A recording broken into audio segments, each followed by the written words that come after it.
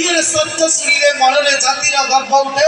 ଆମେ ସବୁ ଓଡ଼ିଆ, ଆମ ଭାଷା ଓଡ଼ିଆ, ମାତୃଭାଷାକୁ ନେଇ ଆମେ ଗର୍ବ କରିବା। ସେ ବର୍ଣ୍ଣବୋଧ ବହିରେ ଲେଖା ହେଇଥିବା ସେ ମଧୁବାଲିଷ୍ଠଙ୍କର କଥା। ଦର୍ଶକ ବନ୍ଧୁ, ମାଟି ହେଉଛି ଆମର ମା। ଏ ଦେଶ କର୍ତ୍ତବ୍ୟ କରିବା ଆମର ପ୍ରଥମ କର୍ତ୍ତବ୍ୟ।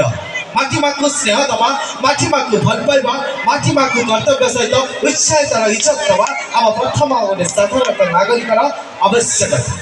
ହଁ ଦର୍ଶକ ବନ୍ଧୁ, ଆପଣଙ୍କୁ ଯଦି ଜୀବନର ରାସ୍ତା ବିନିମୟ ଭିତରେ ବର୍ଷକୁ 1 ଲାଖର ସାଲାରୀ ପ୍ୟାକେଜ ଥାଏ ମନ୍ଥଲି, ତା ସହିତ ଯିବା ଆସିବା ପାଇଁ ଗାଡ଼ି କାର୍ଡ ଦିଆଯାଏ, ରହିବା ପାଇଁ କାର୍ଡ ଦିଆଯାଏ।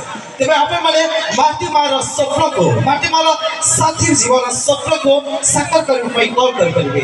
କିଛି ନାହିଁ ଦର୍ଶକ ବନ୍ଧୁ, ଆପଣମାନେ ସମସ୍ତେ ମାଟି ମା ଠାରୁ ସ୍ୱାଗତର ଅଂଶ ଭିତରୁ ଆଶା କରନ୍ତି କିଛି ଅନୁଭୂତି, କିନ୍ତୁ କିଛି ପାଇବା ଆଶାରେ ନୁହେଁ।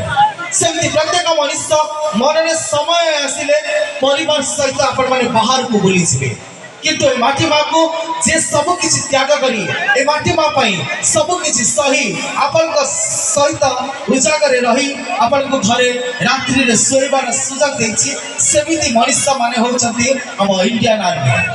ସେ ଇଣ୍ଡିଆନ୍ ଆର୍ମିଙ୍କ ପାଇଁ ଆମ ବାଗେଶ୍ୱରୀ ନାଟ୍ୟ ସଂସଦ ତରଫରୁ ଭୟଙ୍କର ଖୁସବୁ ମୋ ତରଫରୁ ସମସ୍ତଙ୍କର ସାଲ୍ୟୁଟ। ତେବେ ଏହି ମାଟି ମାକୁ ସମ୍ମାନ ଜଣାଇ ଆମେ ଆପଣମାନଙ୍କର ପାଇଁ ଏକ ସୁନ୍ଦର ପରଫର୍ମାନ୍ସ ରଖିଛୁ ଦେଶଭକ୍ତିର ସଙ୍ଗୀତ।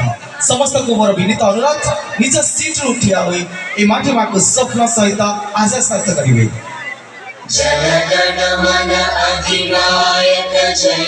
ସୁଜଲାମ ସୁଫଲାମ ଶସ୍ୟ ଶ୍ୟାମଳ। ସମସ୍ତଙ୍କ ଅନୁରୋଧ, ମାଟି ମାକୁ ସମ୍ମାନ ଜଣାଇ ଆମେ ଆରମ୍ଭ କରିବା ଆମ ବିଘ୍ନ ବିନାଶକ ଗିରିଜାନନ୍ଦଙ୍କୁ। ତାପରେ ଆପଣମାନଙ୍କୁ ଛୋଟିଆ ରିକ୍ୱେଷ୍ଟ, ବାହାଘରଟିଏ ହଉ, ବ୍ରତଘର ହଉ କି ଜନ୍ମଦିନ ହଉ, ଆପଣମାନେ ଗୋଟିଏ ଗଛ ଲଗାନ୍ତୁ। କାରଣ ଆପଣଙ୍କୁ ଅମ୍ଳଜାନ ବା ଅଙ୍ଗାରକାମ୍ଳର ଆବଶ୍ୟକତା ରହିବନି। ଆଜି ପ୍ରୋବ୍ଲେମର ଜୀବନରେ ମଣିଷ ସଜାଗ ରହି ସେ ବିଶ୍ୱାସର ଅଭିଜ୍ଞତା ରହିବନି।